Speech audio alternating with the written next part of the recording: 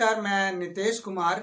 तो जैसा कि साथियों हम लोग पिछला एपिसोड में हम लोग देखे थे केमिकल रिएक्शन एंड इक्वेशन का बहुत बेसिक कॉन्सेप्ट, जिसमें हम लोग पढ़े थे रिएक्टेंट क्या होता है, प्रोडक्ट क्या होता है। सबसे पहले तो हम लोगों ने देखा था कि केमिस्ट्री में हम लोग कितने चैप्टर्स पढ़ेंगे। उसके बाद हम लोगों ने चैप्टर 1 को उठाया, केमिकल रिएक्शन एंड इक्वेशन को, जो कि चैप्टर 1 है। ये एपिसोड 2 है। एपिसोड 1 में हम लोगों ने इसका छोटा छोटा कॉन्सेप्ट को देखा था, इसके पूरे का पूरा सिलेबस का एनालाइज किया था कि इस चैप्टर में हम लोग कौन कौन से टॉपिक्स पढ़ेंगे। तो हम लोगों ने जैसा कि पहला टॉपिक पढ़ा था, बहुत थोड़ा सा ही पढ़ा था, 10-15 मिनट। तो उसमें हम लोगों ने देखा था कि रिएक्टेंट क्या होता है, प्रोडक्ट क्या होता है, बैलेंस अनबैलेंस के बारे में हम लोग आगे चर्चा करेंगे। बैलेंस केमिकल इक्वेशन किसको बोलते हैं, अनबैलेंस किसको बोलते हैं। तो इसमें हम लोग देखेंगे कैरेक्टरिस्टिक्स ऑफ केमिकल रिएक्शन। तो जैसे कि हमारा टॉपिक है characteristics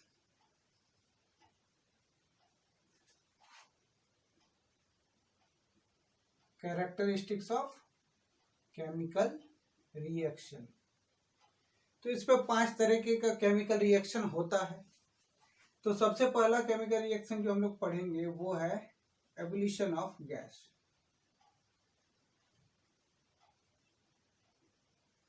एब्लिशन of gas. Ablation of gas में हम लोग देखेंगे कि इसको बोलते क्या है। तो ऐसा कोई भी केमिकल रिएक्शन जिसमें हमारा ये कोई भी गैस इवॉल्व होगा, उस रिएक्शन को हम लोग बोलेंगे गैस का बन रहा है, भाई गैस बन रहा है।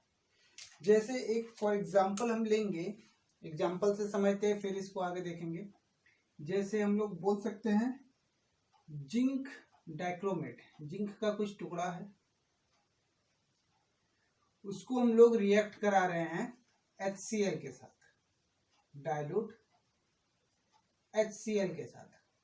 तो हमारा क्या होगा, सबसे पहले थोड़ा सा तो हीट होगा, थोड़ा हीट होगा, और हीट होने के बाद क्या होगा, ये रिएक्शन करेगा। रिएक्शन के दौरान ही हीट होगा, तो ZnCl2 जिंक क्लोराइड के साथ क्या हो जाएगा, मेरा हाइड्रोजन गैस बाहर निकल जाएगा, H2 गैस इवॉल्व हो जाएगा।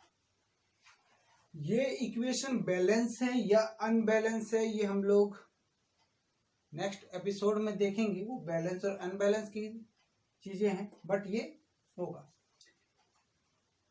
ये हालांकि अनबैलेंस रिएक्शन है। ये जिंक हाइड्रोक्लोरिक एसिड,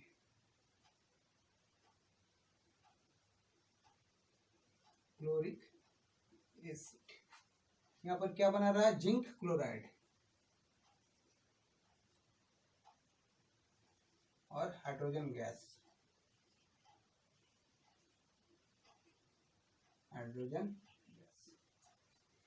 इसको हम लोग थोड़ा सा डायग्राम की मदद से देखते हैं। सपोज हम लोगों ने क्या किया, बीकर ले लिए। सपोज हम लोगों ने एक बीकर ले लिया।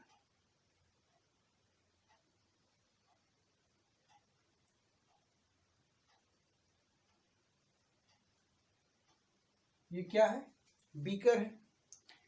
ये बीकर है, ध्यान देना है। इस पर क्या है, इस पर कुछ छोटे छोटे जिंक के टुकड़े डले हुए हैं। सपोज ये जिंक का कुछ टुकड़ा है। ये क्या है, जिंक है, जिंक का कुछ टुकड़ा है। इसी पर जब हम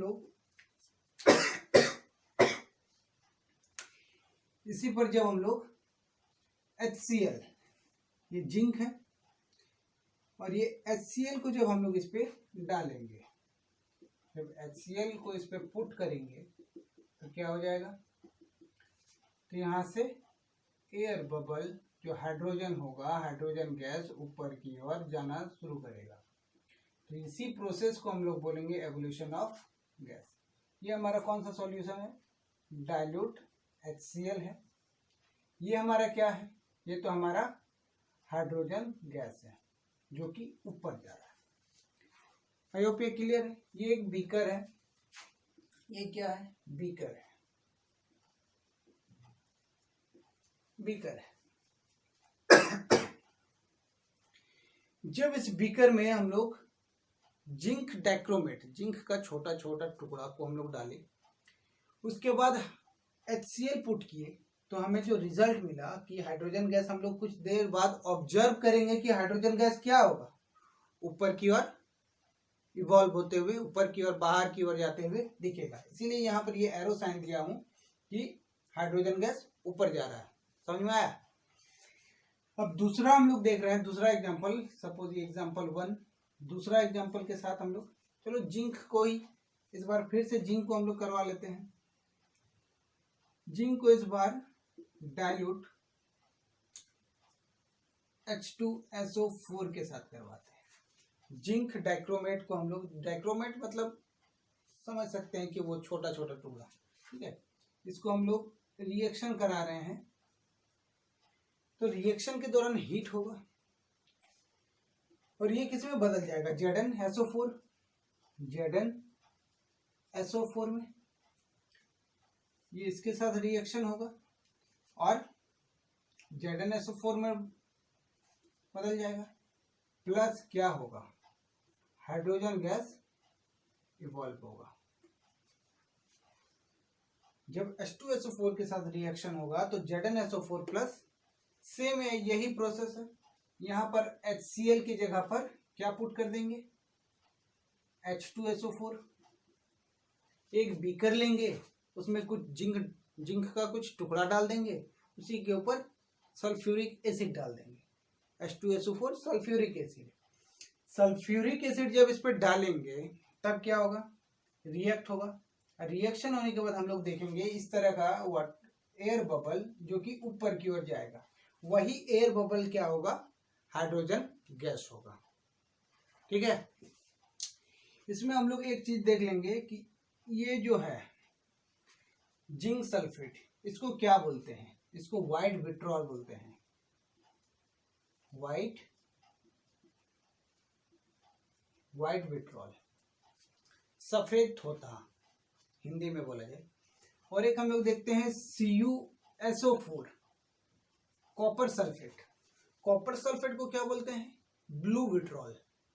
ये सब सवाल, पहले इसको व्हाइट विट्रॉल बोला जाता था, कॉपर सल्फेट को blue vitriol, blue vitriol, blue vitriol. और वैसे ही आयरन सल्फेट को बोला जाता था ग्रीन विट्रॉल। ठीक है, iron sulphate green vitriol, blue sulphate, copper sulphate blue vitriol और जिंक सल्फेट व्हाइट विट्रॉल। आखिर इन लोगों का नाम व्हाइट विट्रॉल इसको क्यों बोलेंगे, इसको ब्लू विट्रॉल क्यों बोलेंगे, क्योंकि जब हम लोग कॉपर को रिएक्शन करवाते हैं डाइल्यूट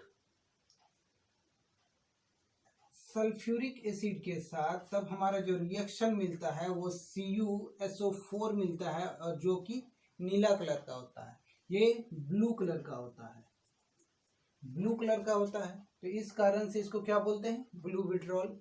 ये व्हाइट कलर का होता है, इसीलिए क्या बोलते हैं, व्हाइट विट्रॉल।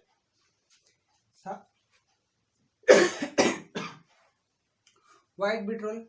और उसी तरह आयरन सल्फेट को क्या बोल देंगे, ग्रीन विट्रॉल। यहाँ पे हम लोग तीसरा एग्जांपल ले सकते हैं, थर्ड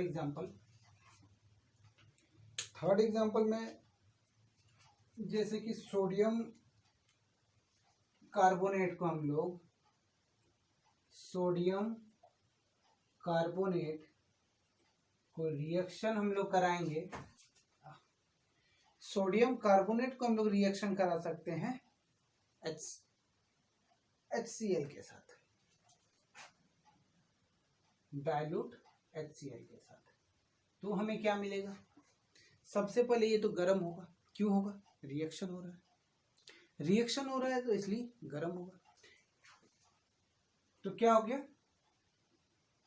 NaCl, नमक मिला, और क्या मिलेगा, NaCl मिला प्लस H2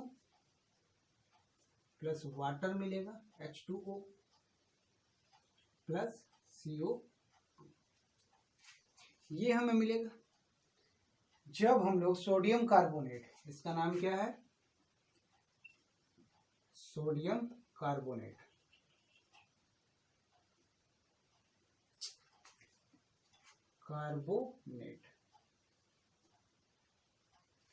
सोडियम कार्बोनेट का रिएक्शन हो रहा है हाइड्रोक्लोरिक एसिड के साथ।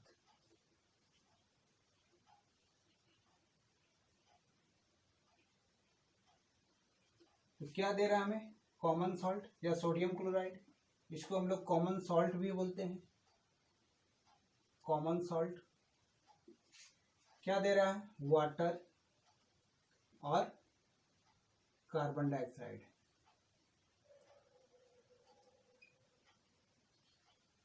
ये हमें दे रहा है। एक पॉइंट यहां पर है, इसे जरूर नोट करोगे। पॉइंट क्या है, जब हम लोग कार्बन डाइऑक्साइड को लाइम वाटर से हम लोग जब पास कराते हैं, जब कार्बन डाइऑक्साइड गैस को लाइम वाटर से पास कराते हैं, तो वो lime water turns into milky, वो दूधिया रंग बन जाता है। यहाँ पे लिखेंगे हम लोग, when carbon dioxide gas is passes from lime water, then lime water turns milky.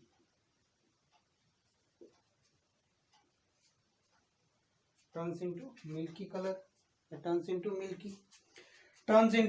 Milky, milky colour बोल सकते हैं, टर्न्स इनटू मिल्की कलर, वो दूधिया रंग में बदल जाएगा।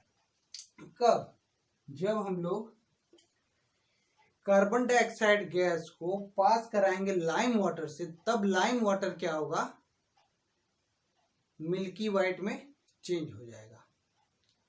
तो सबसे पहले हम लोग क्या देखें, एवोल्यूशन ऑफ गैस में।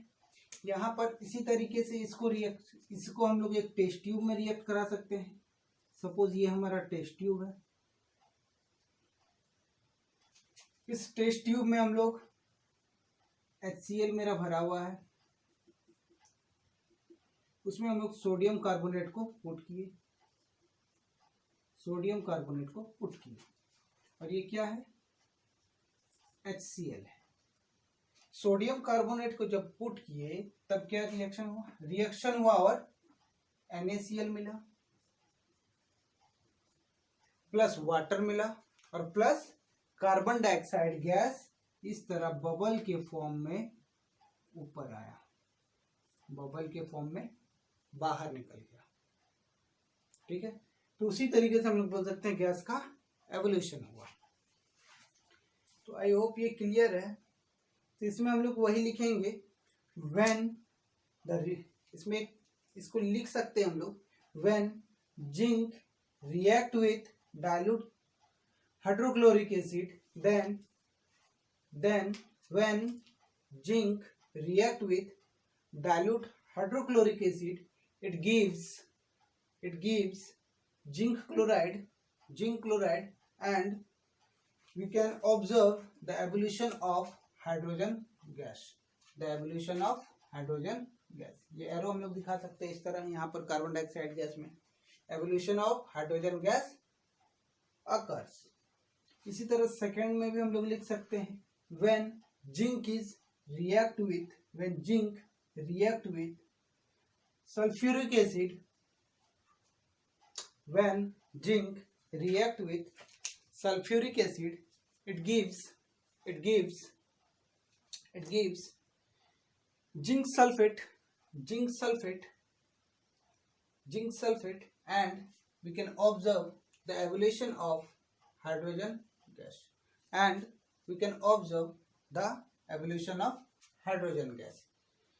यहाँ पर एक पॉइंट करके यहाँ पर लिख सकते हैं, Zinc sulfate, the historical name of zinc sulfate, the historical name of zinc sulfate is white vitriol. The historical name of zinc sulfate is called white vitriol. I hope ये क्लियर है. तो screenshot जो भी लेना है ले सकते हो. चलो अब फिर दूसरा देखते हैं.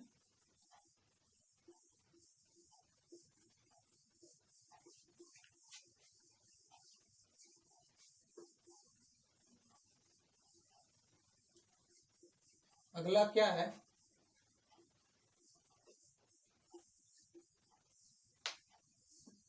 अगला जो टॉपिक है वो है प्रेसिपिटेट.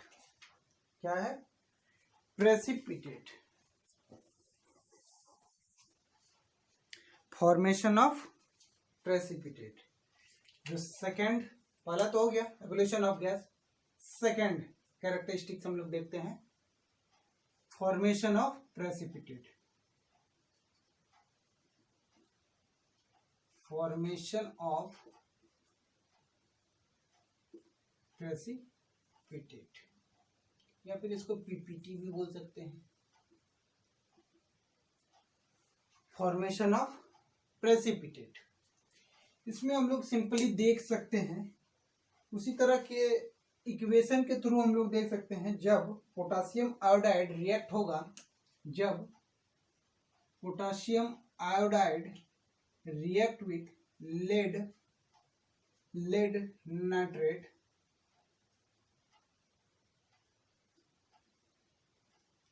इट गिव्स, क्या देगा?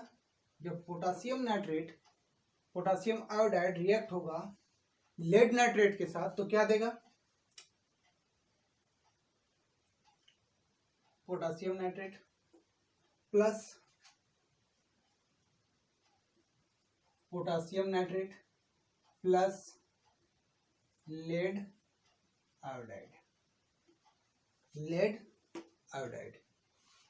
ये इक्वेशन बैलेंस है या अनबैलेंस है, ये हम लोग देखेंगे. ये बैलेंस है या अनबैलेंस है, ये हम लोग देखेंगे. इसका कलर क्या होता है? फॉर्मेशन ऑफ प्रेसिपिटेट और फॉर्मेशन ऑफ या फिर चेंज इन कलर, ये दोनों का एग्जांपल हो सकता है. कैसे? ये कलरलेस होता है, कलरलेस. इसका कोई कलर नहीं आता. किसका? लेड नाइट्रेट का. इसका नाम बोल सकते हैं लेड नाइट्रेट.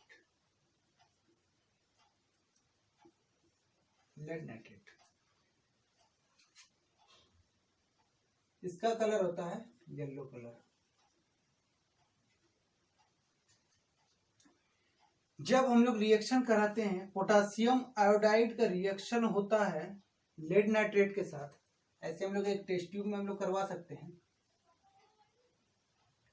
ये हमारा टेस्ट ट्यूब है, इस पे ये हमारा डला हुआ है. जब हम लोग इस पे पोटासियम आयोडाइड डालेंगे तब क्या होगा कि ये कलर जो होगा ये कलरलेस से येलो कलर का बन जाएगा. पूरा का पूरा सॉल्यूशन येलो कलर का बन जाएगा. और नीचे येलो प्रेसिपिटेट क्या होता है?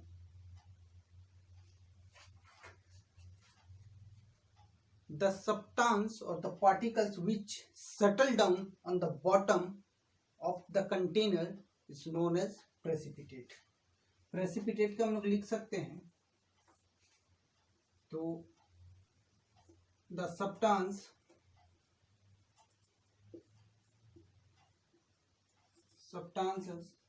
or particles which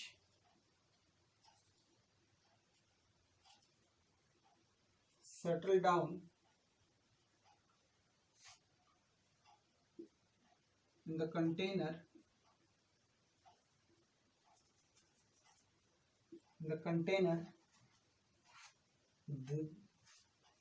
these particles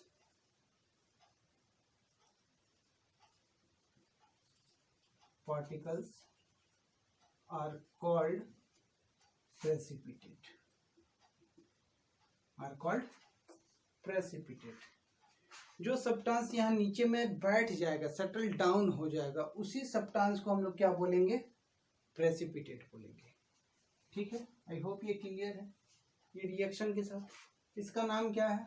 potassium iodide. इसमें हम लोग लिख सकते हैं, ये लिखने के बाद when potassium iodide is react with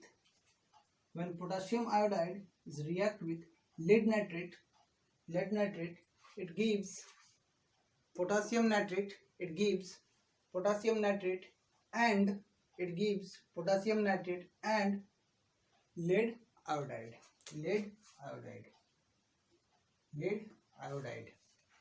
It gives lead iodide. ठीक है, it gives lead iodide. ठीक है, आई होप ये क्लियर है। तो अगला जो भी एपिसोड होगा वो third characteristics, change in colour. तो चेंज इन कलर भी हम लोग इसी में देख लेते हैं। अगला हेडिंग डालिएगा, चेंज इन कलर। थर्ड में हम लोग बोल सकते हैं चेंज इन कलर।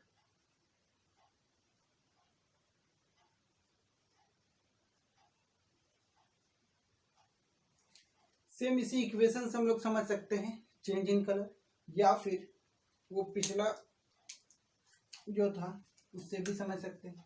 इससे हम लोग क्या समझ सकते हैं? जब पोटासियम आयोडाइड रिएक्ट होगा लेड नाइट्रेट के साथ तो क्या देगा? जब पोटासियम आयोडाइड रिएक्ट होगा लेड नाइट्रेट के साथ तब क्या देगा? पोटासियम नाइट्रेट और साथ ही साथ लेड आयोडाइड।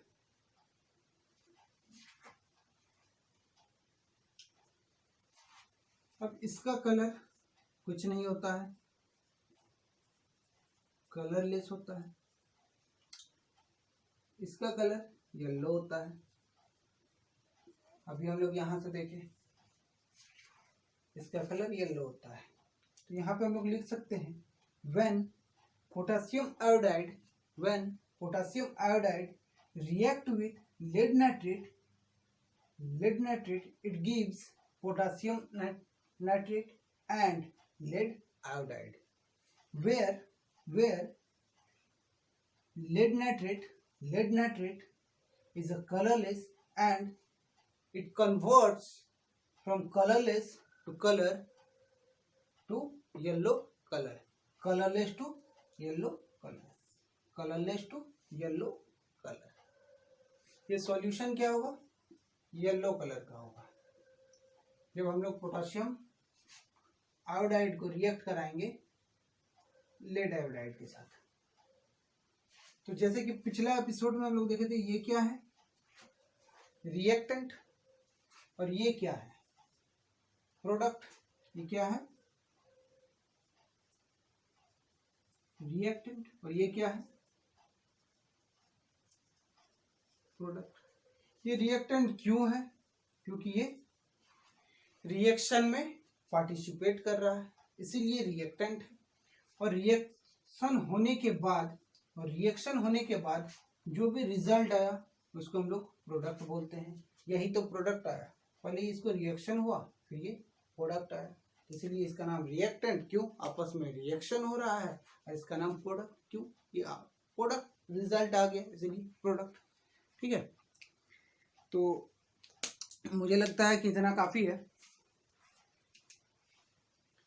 और नेक्स्ट जो भी बचा हुआ है कैरेक्टरिस्टिक्स वो हम लोग एपिसोड थर्ड में देखेंगे।